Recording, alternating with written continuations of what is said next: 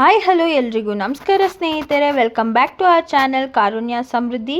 ಹಾಗೂ ಇವತ್ತಿನ ವಿಡಿಯೋವಿನ ವಿಶೇಷತೆ ಏನು ಅಂದರೆ ಬ್ರೆಡ್ ಪಕೋಡ ಮಾಡುವ ವಿಧಾನ, ಆಮೇಲೆ ಚಿಲ್ಲಿ, ಹಸಿಮೆಣಸಿನ್ಕಾಯಿ, ನೆಕ್ಸ್ಟು ಪೌಡರ್ಗೆ ಬರೋದಾದರೆ chilli powder, red chilli powder, ಧನಿಯಾ ಪೌಡರ್, ಅರ್ಶಿನದ ಪುಡಿ, ಆಮೇಲೆ ಮ್ಯಾಶ್ ಆಗಿರೋ ಪೊಟ್ಯಾಟೊ, ಇದು ಬಾಯ್ಲ್ಡ್ ಪೊಟ್ಯಾಟೊನ ಮ್ಯಾಶ್ ಮಾಡ್ಕೊಂಡಿರೋ ಅಂಥದ್ದು.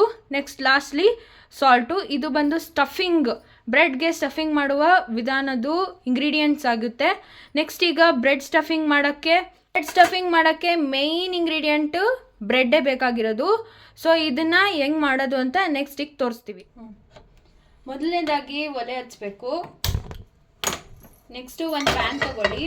ಸೊ ಪ್ಯಾನ್ ತೊಗೊಂಡಾದ್ಮೇಲೆ ನೀಟಾಗಿ ಸ್ವಲ್ಪ ಕಾಯಕ್ಕೆ ಬಿಡಿ. ಮೊದಲನೇದಾಗಿ ಎಣ್ಣೆ ಹಾಕ್ಕೋಬೇಕು. ಸ್ಟವ್ ಕಾಯ್ದಿದೆ ಸ್ವಲ್ಪ ಪಾತ್ರೆ.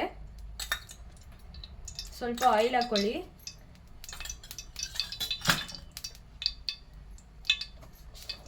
ಆಯಿಲು ಬಿಸಿ ಆದಮೇಲೆ ಮೊದಲಿಗೆ ಸಾಸಿವೆ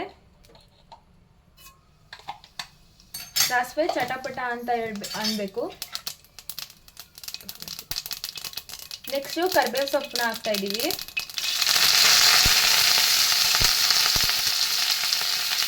ನೆಕ್ಸ್ಟು ಕೊತ್ತಂಬರಿ ಸೊಪ್ಪು, ಹಾಗೆ ಸ್ವಲ್ಪ ಚಿಲ್ಲಿ ಆ್ಯಡ್ ಮಾಡ್ತಾ ಇದ್ದೀವಿ. ಆಮೇಲೆ ಚಾಪ್ಡ್ ಆನಿಯನ್ಸ್ ಆ್ಯಡ್ ಮಾಡ್ತಾ ಇದ್ದೀವಿ. ಇಟ್ಕೊಂಡಿರೋ ಆನಿಯನ್ಸು ಈಗ ಚೆನ್ನಾಗಿ ಸೊಟ್ಟೆ ಮಾಡಬೇಕು.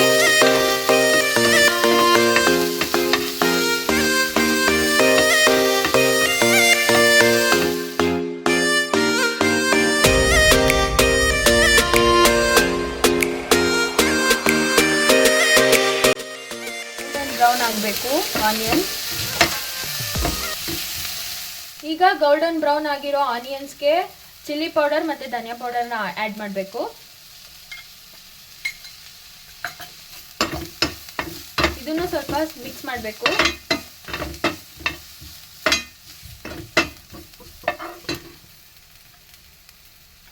ನೆಕ್ಸ್ಟ್ಗೆ ಸ್ವಲ್ಪ ಟರ್ಮರಿಕ್ ಅಂದರೆ ಹಳದಿ ಪೌಡರ್, ಅರಿಶಿನದ ಪುಡಿ, ಆದಮೇಲೆ ಸ್ವಲ್ಪ ಉಪ್ಪು ಹಾಕಿ ಇದನ್ನು ಸ್ವಲ್ಪ ರೋಸ್ಟ್ ಮಾಡ್ಕೋಬೇಕು. ಮ್ಯಾಶ್ಡ್ ಪೊಟ್ಯಾಟೋಸ್, ಮ್ಯಾಶ್ ಆಗಿರೋ ಆಲೂಗಡ್ಡೆನ ಹಾಕ್ತಾ ಇದ್ದೀವಿ. ಚೆನ್ನಾಗಿ ಮಿಕ್ಸ್ ಮಾಡಿ ಕಲಿಸ್ಕೋಬೇಕು. ಅದು ಈವನ್ ಆಗಿ ಕೋಟಿಂಗ್ ಆಗಬೇಕು ಮ್ಯಾಶ್ಡ್ ಪೊಟ್ಯಾಟೋಸ್. ಈಗ ಮ್ಯಾಶ್ಡ್ ಪೊಟ್ಯಾಟೊ ಚೆನ್ನಾಗಿ ಮಿಕ್ಸ್ ಆಗಿದೆ. ಈ ಥರ ಮಿಕ್ಸ್ ಮಾಡ್ಕೋಬೇಕು. ಈಗ ಬ್ರೆಡ್ ತೊಗೊಂಡಿದ್ದೀವಿ ಸ್ಟಫಿಂಗ್ ಮಾಡೋಕ್ಕೆ. ಸೊ ಬ್ರೆಡ್ನ ಫಸ್ಟಾಗಿ ಈ ಸೈಡ್ ಏನಿದೆ, ಈ ಬ್ರೌನ್ ಕಲರ್ಡ್ ಲೇಯರ್ಡ್ ಏನಿದೆ ಸೈಡ್ದು, ಅದನ್ನು ಚೆನ್ನಾಗಿ ಕಟ್ ಮಾಡ್ಕೊಬೇಕು. ಇಲ್ಲ ಅಂದರೆ ಅದು ಒಂಥರ ಸೀದೋಗಿರೋ ಥರ ಫ್ಲೇವರ್ ಕೊಟ್ಬಿಡುತ್ತೆ. ಸೊ ಅದಕ್ಕೆ ಅದನ್ನು ನೀಟಾಗಿ ಕಟ್ ಮಾಡ್ಕೋಬೇಕು.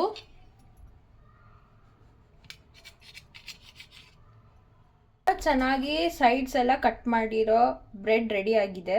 ಇಲ್ಲಿ ಸ್ಟಫಿಂಗ್ನ ಒಂದು ಕಡೆ ರೆಡಿ ಮಾಡ್ಕೊಂಡಿದ್ದೀವಿ, ಮತ್ತು ಇಲ್ಲಿ ಬ್ರೆಡ್ನು ಅಷ್ಟೇ ರೆಡಿ ಮಾಡ್ಕೊಂಡಿದ್ದೀವಿ. ಈಗ ಸ್ಟಫಿಂಗ್ ಮಾಡೋ ವಿಧಾನ.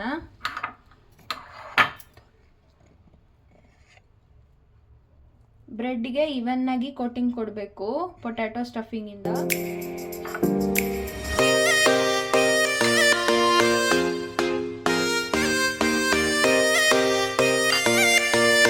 ಅದನ್ನು ಕ್ಲೋಸ್ ಮಾಡಿ ರೆಡಿ ಆಗಿದೆ. ಈ ಥರ ಸ್ಟಫಿಂಗ್ನ ತುಂಬಿದ್ದೀವಿ. ನಾವು ಸ್ಟಫಿಂಗ್ನ ರೆಡಿ ಮಾಡಿದ್ದೀವಿ ನೋಡಿ. ಈ ಥರ ಈವನ್ ಆಗಿ ಕೋಟಿಂಗ್ ಕೊಡಬೇಕು. ಬ್ರೆಡ್ನ ಅರ್ಧ ಕಟ್ ಮಾಡಬೇಕು. ನಾವು ಬ್ರೆಡ್ ಪಕೋಡ ಮಾಡೋದ್ರಿಂದ ಮೇಯ್ನ್ ಇಂಗ್ರೀಡಿಯೆಂಟ್ ಬಂದೇನೆ ಪಕೋಡ ಮಾಡೋಕ್ಕೆ ಮೇಯ್ನ್ ಇಂಗ್ರೀಡಿಯೆಂಟ್ ಬಜ್ಜಿ ಥರ ಮಾಡ್ತೀವಲ್ವಾ. ಸೊ ಅದೇ ಥರ ಇವಾಗ ದೋಸೆ ಹಿಟ್ಟಿನ ಹದಕ್ಕೆ ಕಡಲೆ ಹಿಟ್ಟನ್ನ ಮಿಕ್ಸ್ ಮಾಡಿ ಕಲಿಸ್ಕೊಂಡು ಎತ್ತಿಟ್ಕೋಬೇಕು. ಸೊ ಮೊದಲಿಗೆ ಕಡಲೆ ಹಿಟ್ಟನ್ನ ಆ್ಯಡ್ ಮಾಡಿದ್ದೀವಿ. 1 ಕಪ್ ಅಷ್ಟು ಕಡಲೆ ಹಿಟ್ಟು, 2 ಚಮಚದಷ್ಟು ಅಕ್ಕಿ ಹಿಟ್ಟನ್ನ ಹಾಕೋಬೇಕು. Rice flour, 1 tablespoon of salt, 1 tablespoon of red chilli powder, ಅಚ್ಕಾರದ ಪುಡಿ ಹಾಕ್ಕೊಳ್ಳಿ, ಅಷ್ಟು ಸೋಡಾ ಪೌಡರ್. ಮತ್ತು ಚೆನ್ನಾಗಿ ಇದನ್ನು ಕಲಿಸ್ಕೋಬೇಕು. ಅದು ಉಪ್ಪು ಖಾರ ಎಲ್ಲನೂ ನೀಟಾಗಿ ಅದು ಮಿಕ್ಸ್ ಆಗಬೇಕು. ಬ್ಯಾಟರ್ ರೆಡಿ ಆಗಿದೆ. ಸೊ ದೋಸೆ ಹಿಟ್ಟಿನ ಅದ್ರ ಥರ ತೊಗೊಬರ್ಬೇಕು. ಆಮೇಲೆ ಯಾವುದೇ ಗುಳ್ಟೆ ಗಂಟು ಏನು ಇರಬಾರ್ದು, ನೀಟಾಗಿ ಇವನಾಗಿ ಕೋಟಿಂಗ್ ಆಗಿರಬೇಕು, ನೀಟಾಗಿ ಮಿಕ್ಸ್ ಆಗಿರಬೇಕು. ಈ ಥರ ಫಸ್ಟು ಒಂದು ಪಾತ್ರೆ ತೊಗೊಳ್ಳಿ, ಅದಕ್ಕೆ ಸ್ವಲ್ಪ ಎಣ್ಣೆ ಹಾಕ್ಕೊಳ್ಳಿ, ಕಾಯಿಸೋಕ್ಕೆ ಎಷ್ಟು ಬೇಕೋ ಅಷ್ಟು. ಅದಾದಮೇಲೆ ನಾವು ಆಲ್ರೆಡಿ ಚೆಕ್ ಮಾಡೋಕ್ಕೆ ಅಲ್ಲಿ ಒಂದು ಡ್ರಾಪ್ ಆಫ್ ಬ್ಯಾಟರ್ನ ಹಾಕಿದ್ದೀವಿ.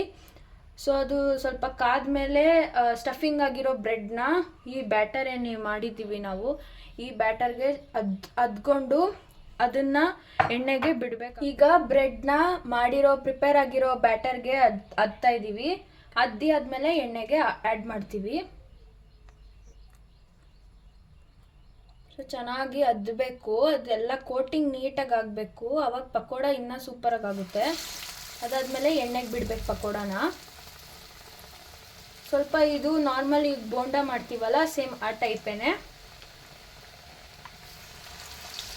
ಅದೇ ಥರ ಚೆನ್ನಾಗಿ ಇದನ್ನು ಕಾಯಿಸ್ಕೋಬೇಕು ಎಣ್ಣೆಯಲ್ಲಿ. ಯಾವ ಥರ ಬೇಯ್ತಾ ಇದೆ ಅನ್ನೋದನ್ನ ಸ್ವಲ್ಪ ಹಂಗೆ ಅದ್ರ ಮೇಲೆ ಹಾಕಿದ್ರೆ ಅದು ಇನ್ನೂ ಅದು ಮೇಲ್ಗಡೆನೂ ಸ್ವಲ್ಪ ಉಬ್ಕೊಳ್ಳುತ್ತೆ.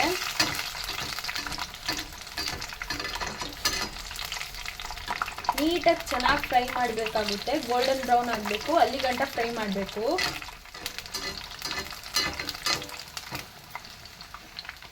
ಈಗ ನಾವು ಇದನ್ನು ಉಲ್ಟಾ ಮಾಡ್ತಾ ಇದ್ದೀವಿ, ಸೊ ದಟ್ ಅದು ಕೆಳಗಡೆನೂ ಅಷ್ಟೇ ಅದೇ ಥರನೇ ಗೋಲ್ಡನ್ ಬ್ರೌನ್ ಆಗಿ ರೋಸ್ಟ್ ಆಗುತ್ತೆ.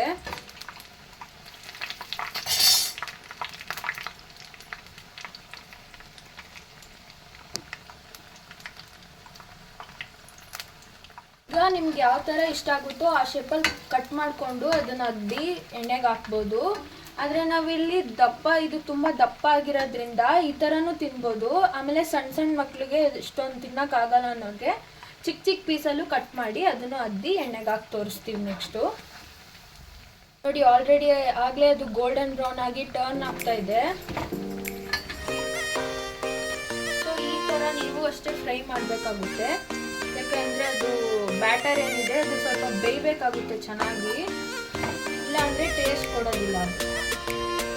ನಿಮಗೂ ಅಷ್ಟೇ ನಾವು ಮಾಡ್ತಿರೋ ಅಡುಗೆ ವಿಡಿಯೋ ಇಷ್ಟ ಆಯ್ತಾ ಇದ್ದಲ್ಲಿ ಪ್ಲೀಸ್ ಒಂದು ಲೈಕ್, ಶೇರ್, ಕಮೆಂಟ್ ಕೂಡ ಮಾಡಿ. ನಮಗೂ ಅವಾಗ ಗೊತ್ತಾಗುತ್ತೆ ಏನೇನು ಚೇಂಜಸ್ ಆಗಬೇಕು ಅನ್ನೋದು.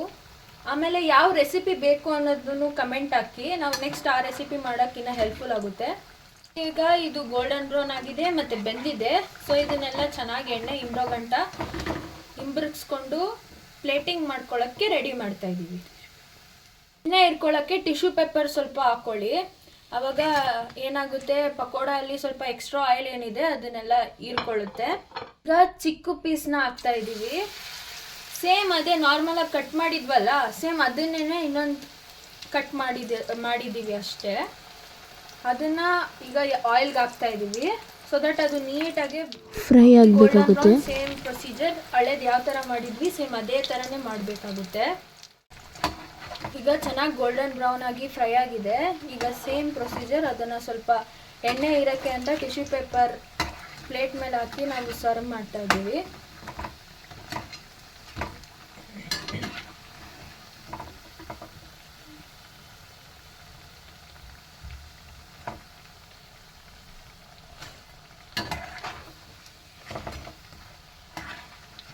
ಈ ಮಳೆಗಾಲದಲ್ಲೆಲ್ಲ ಇದನ್ನೆಲ್ಲ ತಿಂದರೆ ತುಂಬ ಚೆನ್ನಾಗಿ ಅನಿಸುತ್ತೆ, ಬಿಸಿ ಬಿಸಿಯಾಗಿ. ಸುಮ್ಮನೆ ಆಚೆ ಕೆಟ್ಟೋಗಿರೋ ಎಣ್ಣೆಯಲ್ಲಿ ತಿನ್ನೋಕ್ಕಿಂತ, ಆರೋಗ್ಯ ಕೆಡಿಸ್ಕೊಳ್ಳೋಕ್ಕಿಂತ ಮನೇಲೇ ಈ ಥರ ಸ್ವಲ್ಪ ಟೈಮ್ ಸ್ಪೆಂಡ್ ಮಾಡಿದ್ರೆ ತುಂಬ ಚೆನ್ನಾಗಾಗುತ್ತೆ. ಮಕ್ಕಳು ಅಷ್ಟೇ ಚೆನ್ನಾಗಿ ಇಷ್ಟಪಟ್ಟು ತಿಂತಾರೆ. ಈ ಟಿಶ್ಯೂ ಪೇಪರ್ ಹಾಕಿರೋದಕ್ಕೆ ಎಷ್ಟು ಎಣ್ಣೆ ಹೀರ್ಕೊಂಡಿದೆ ಅನ್ನೋದನ್ನ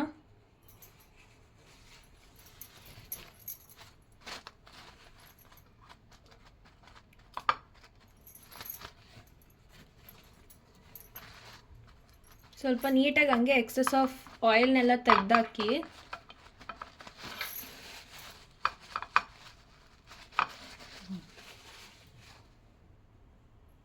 ಈಗ ನೋಡಿ ಮನೆಯಲ್ಲೇ ರೆಡಿ ಆಗಿರುವಂತಹ ಚಟ್ಪಟ ಬ್ರೆಡ್ ಪಕೋಡ ರೆಡಿಯಾಗಿದೆ. ಎಷ್ಟು ಟೇಸ್ಟಿಯಾಗಿ ಕಾಣ್ತಾ ಇದೆ ಅನ್ನೋದನ್ನ ನೋಡಿ.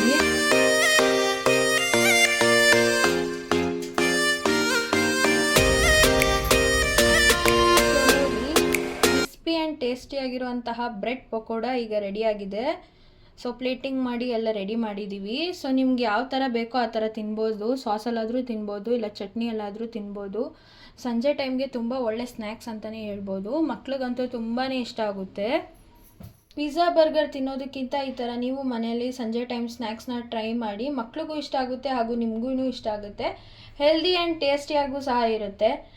ಹಂಗೆ ನಮ್ಮ ರೆಸಿಪೀಸ್ನ ನೋಡ್ತಾ ಇರಿ, ಲೈಕ್ ಮಾಡಿ, ಶೇರ್ ಮಾಡಿ, ಕಮೆಂಟ್ ಮಾಡಿ ನೆಕ್ಸ್ಟ್ ರೆಸಿಪಿ ಏನು ಬೇಕು ಅನ್ನೋದನ್ನು. ನೆಕ್ಸ್ಟು ಆ ರೆಸಿಪಿನ ತೊಗೊಂಡು ಬರೋಕ್ಕೆ ನಾವು ಟ್ರೈ ಮಾಡ್ತೀವಿ. ಸೊ ಈ ಥರನೇ ಲೈಕ್, ಶೇರ್, ಸಬ್ಸ್ಕ್ರೈಬ್ ಮಾಡ್ತಾ ಇರಿ. Until then take care and ಧನ್ಯವಾದಗಳು. ಬಾಯ್ ಬಾಯ್ ಸ್ನೇಹಿತರೆ.